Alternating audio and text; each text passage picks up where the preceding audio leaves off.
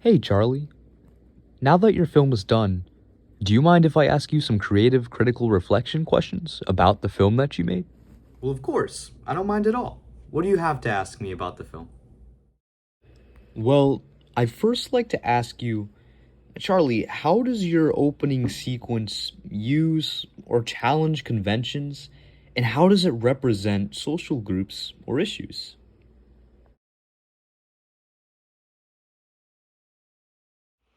Well, that's actually a great question. So, my opening sequence uses conventions and represents social groups and issues by demonstrating a wide demographic of camera angles, sounds, editing tactics, and props.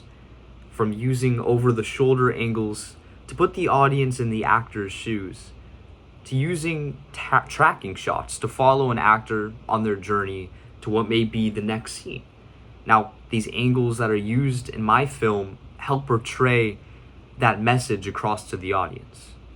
And we also did this with the editing too, purposefully using thrillful music to give our target audience anticipation, or even using the fading effect into a different time period, all challenges that editing convention.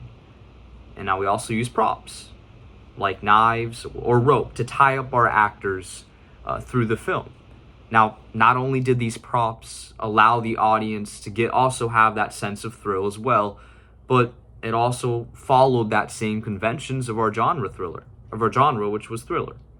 So this is mainly how our film challenges those conventions. And as far as representing social issues, my film's choice in genre allows the audience to get a sense of what is morally correct. Now, in this case, representing social issues legally and morally wrong in my film through crimes and other demeanors shows our audience the reality of the situation. Maybe even outside of the film, this reality, and possibly in life in general. Mm-hmm. Mm-hmm. Wow, that's great. But I do want to ask you a couple of more questions. Charlie, how does your film engage with your audience, and how would it be distributed as some real media text?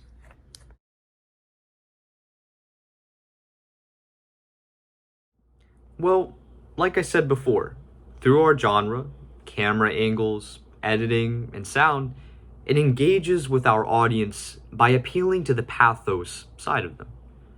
To give them that thrill factor or anticipation when watching our film, but to also leave them questioning what may happen next through what may be the rest of the film. Now, of course, this is an opening sequence, so opening the door to a story engages with our audience by allowing them to, like I said, question themselves about what may come forth. Now, as my target audience is targeted towards older individuals who seek that thrill and that excitement, it appeals to that side of them through the conventions that I chose to use in the film. Furthermore, my film is based off an event that has happened and is happening regularly. So, to engage with our audience on a level of what we both know happens in our lives is something that I found important to include in my film. Now, as far as media text, my film can be distributed as real media text through marketing, synergy, cross media convergence, and cross promotion. Now, these three tactics can publicize our film, whether it's making a social media page to promote the film, or being able to promote a poster. Now, this is mainly how I would distribute our film as real media text.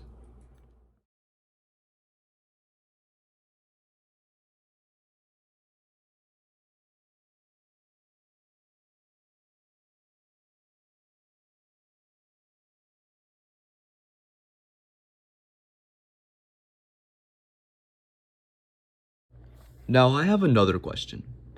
How have your production skills developed throughout this project?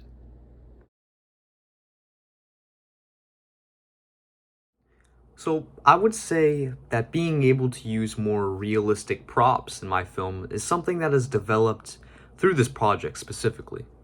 Now, choosing this genre meant that I was able to come up with a more extensive filter to the props I used.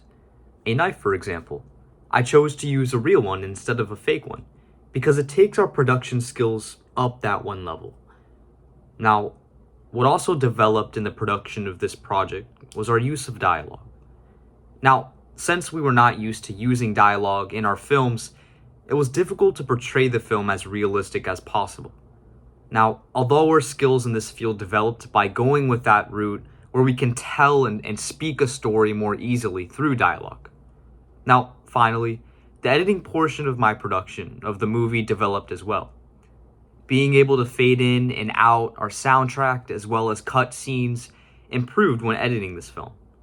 I was also able to develop my ability to lay out physical text on screen. So, generally, this is how my production skills have developed through this project specifically.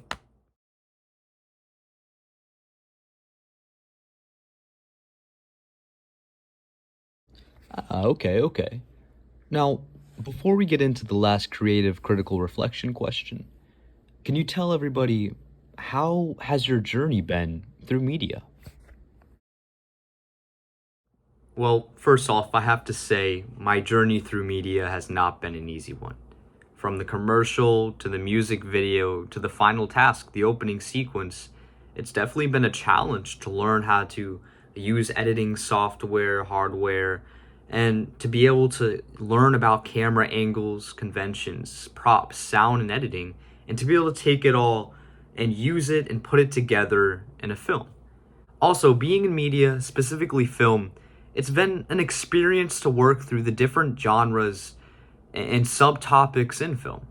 From going through a music video to a commercial to an opening sequence, it's been three very contrasting pieces of film.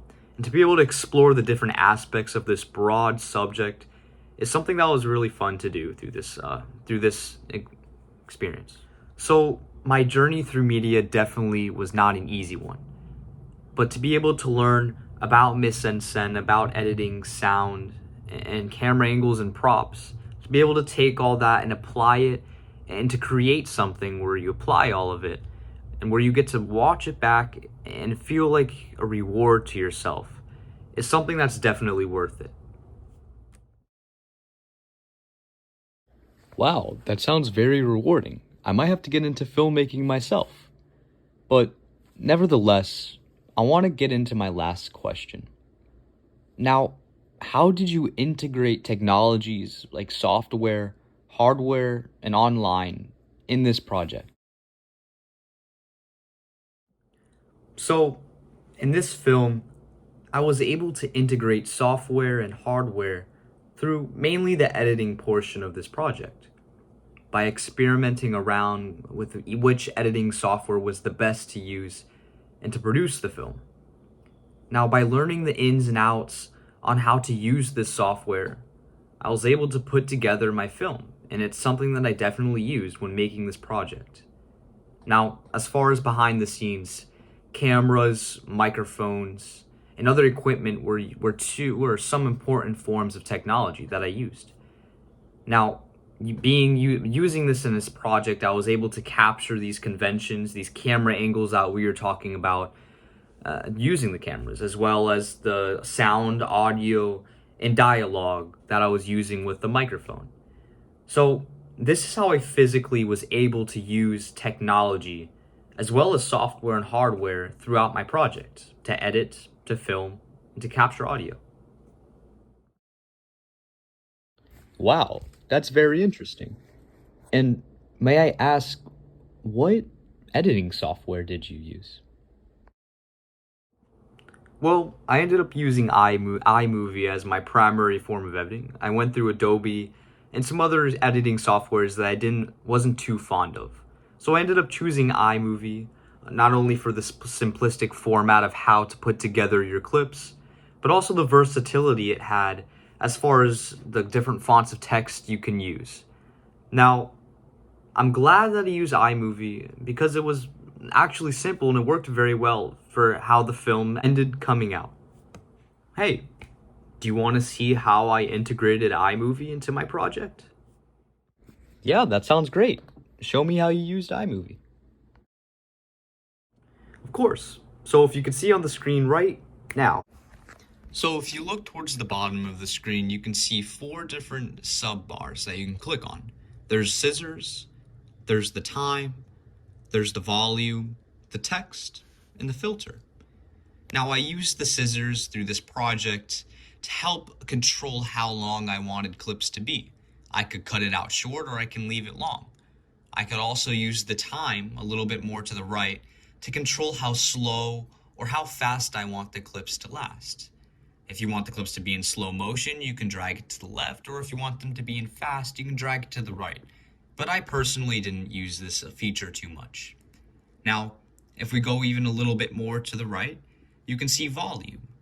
Now, this volume tag obviously can control how loud or soft you want a clip to play, but it can also control a fade in or fade out. You can use the trim feature under volume to show how, or to portray your clip, to be able to control when your clip fades out and when it comes back in, as the volume can get slowly softer or slowly louder. Now, if we move further to the right, you can see the text. Now, I used the text a lot during the opening sequence and implemented it and messed around with it because you're able to control what font you want to use, how big you want the text, and where on the screen that you want the text. And lastly, a little bit more to the right, you can see the filter option. Now, these 3 circles control what you want your clip to look like. It can be in the form of a cartoon, more vibrant colors, or so on. I personally did not use the filter feature when I was editing my clip because I wanted the film to seem as natural as possible. So, these were the 4 items that I used when I was editing my film and how I integrated it in my final task. Well, that's all I got. Thank you for answering my questions, and it was good talking to you about your film.